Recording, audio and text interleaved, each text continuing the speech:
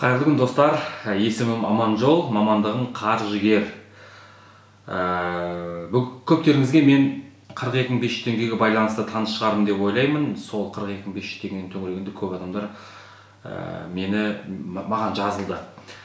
Бірақ бүгін негізінен мен Ideal Accounting атты консалтингтік компаниясының негізін қалаушымын. Компаниямыз бухгалтерлік есеп жүргізумен, салықтық кеңес берумен, салықтық есеп тапсырумен және де көптеген қызмет түрлерін көрсетумен айналысады. Оның ішінде жеке кәсіпкер ретінде тіркейді, қайта тіркейміз жеке кәсіпкерді, туу ашу, жауапкершілік шектеулі. Яғни осы сияқты ірілі-ұсақты қызмет түрлері көп. Компаниямыз Алматы қаласында орналасқан әзірше, тек қана бір қалада. Бірақ бұл енді Алматы қаласында орналасқан, біз басқа қаладағыларға қызмет көрсетпейміз деген сөз емес. Басқа қалалардағыларға да біз қызмет көрсете береміз. Өйткені көптеген қызметтер, көптеген жұмысты электронды түрде атқаруға болады. Мысалы, менің клиенттерім арасында қазір тіпті басқа қаладан, Ақтаудан, Атыраудың адамдары да менің клиенттерім арасында бар. Ешқандай қиындықсыз жұмыс істеп жатқан жайымыз бар. Бірақ жалпы болашақта басқа да еліміздің ірі қалаларында өзіміздің бөлімшелерімізді ашамыз деген жоспарымыз бар. Ал жалпы өмірлік мақсатым адамдарға пайдалы болу.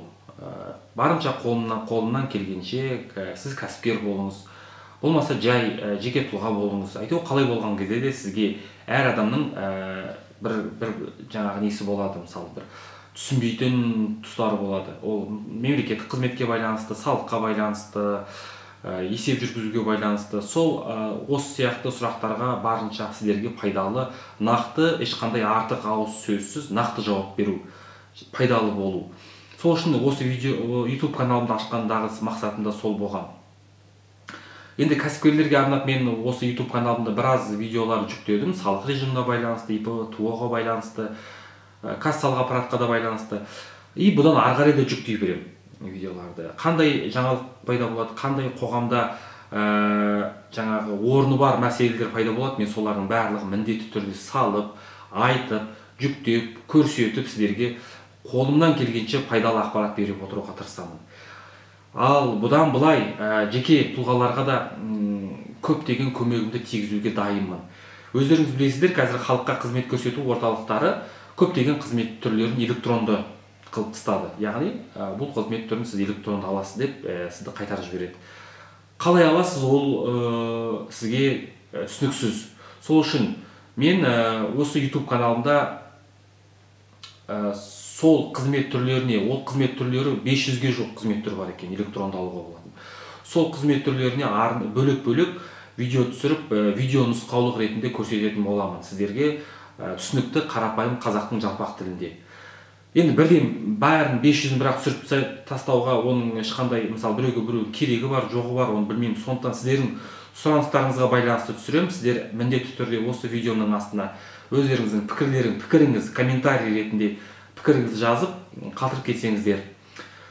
Сонымен қатар сіздерден сұрайтыным, осы видеоның астына жаңағы өздеріңіз кімсіз, жеке кәсіпкерсіз бе, жеке тұлғасыз ба, соны жазсаңыз, нөмірлеріңізді қалдырсаңыздар. Неге дейсіздер ғой? Өйткені біз осы сіздердің қалдырған ақпараттарыңыздың негізінде өзіме жаңағы бір база қалыптастырсам деп едім. Өйткені мен қызмет көрсеткеннен кейін қызметті тіпті сіздерге қолайлы етсем деген ойдамын. Мысалы, кәсіпкерлерге салық тапсыру уақыты жақындаған кезде, салық тапсыру уақыты келген уақытта мен сіздерге хабарлама жіберіп отырсам, салықтық жаңағы не тапсыратын уақыт келді. Мысалы, сіздер нақты сіз қай режимде жұмыс істеп жатқаныңызды нақты жазып кетсеңіз, мен сіздің режиміңізге байланысты сол салық тапсырылатын уақытта мен SMS хабарлама түрінде ме, WhatsApp па, мүмкін біз әлі командамызбен шешкен жоқпыз, қандай нақты қалай біз хабарлама беретініміз, бірақ міндетті түрде мүмкін менің атымнан жаңағыдай автоматты сіздерге қоңырау шалынады, яғни телефоныңызға қоңырау түседі, алсаңыз менің даусыммен сізге айтады, мысалы сізге отчет тапсыратын уақыт келді, отчет тапсырыңыз деген сияқты.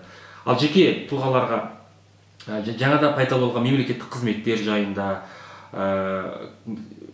өздеріңіз білесіздер, заман дамып келе жатыр. Қазір ОСМС, мысалы, халықты әлеуметтік сақтандыру, медициналық сақтандыруға байланысты ақпараттар көп. соларды ішіндегі халыққа көбінесе пайдалы болады ау деген, көмегі тиеді ау деген, осы мысалы 42500-ге де байланысты мысалы ақпараттарды сіздерге жаңағы SMS түрінде болмаса қоңырау шалып сіздерге беріп отырсам деген ойым бар.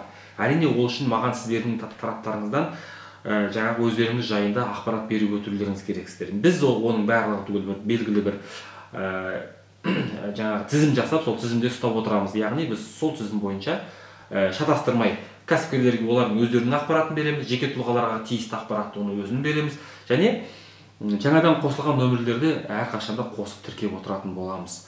Енді өздеріңіз келісіңіздерші, егер сіздерге сөйтіп хабарлама түрінде айтып, тіпті қоңырау шалып сізге айтса, сізге өте қолайлы болмай ма? Сіз риза болып қалатын шығарсыз деп ойлаймын. Сізге сондай қадам жасасақ біз соны қолға алып, осы бағытта жұмыс істесек деген үмітім бар. Әрине енді сіздердің тараптарыңыздан қолдау болып, осы менің видеом бәрінше тарап, жаңағы адамдардың арасында сұранысқа ие болып жатса, ол маған тіпті қанат бітіреді. Мен оған жаңағы осы жұмысты жүргізуге ары қарай қасыма адамдар алып, өйткені жалғыз өзім көп алысқа бара алмасын белгілі, өйткені әр адамның өзінің бір жұмыс істеу несі бар ғой, мысалы шегі бар, одан ары қарай кете алмайсың. Сондай мақсат бар. Сондықтан құрметті ағайын, осы видеоны барынша таныстарыңызға, туыстарыңызға, достарыңызға таратыңыздар. Каналыма жазылыңыздар, қоңырау шамына басыңыздар. Мен Инстаграмда да бармын. Инстаграмда каналыма да жазылыңыздар. Ол жақта да күнделікті ақпараттар беріліп отырады, пайдалы ақпарат, пайдалы кеңестер беріліп отыратын болады. Сол кезде сіздер ешқашан, мысалы сіздер телевизор көрмесеңіздер, басқа да бір не болмаса, нақты осы салыққа байланысты, қаржылық есепке байланысты, бухгалтерлік есепке байланысты, мемлекеттік қызметке байланысты бір жаңағы ақпаратты қалып қоймайсыздар. Сол ақпараттарды дер кезінде алып отыратын боласыздар. Видеом сіздерге пайдалы болды деген үміттемін. Каналыма жазылыңыздар. Келесі видеода жолыққанша сау саламат болыңыздар.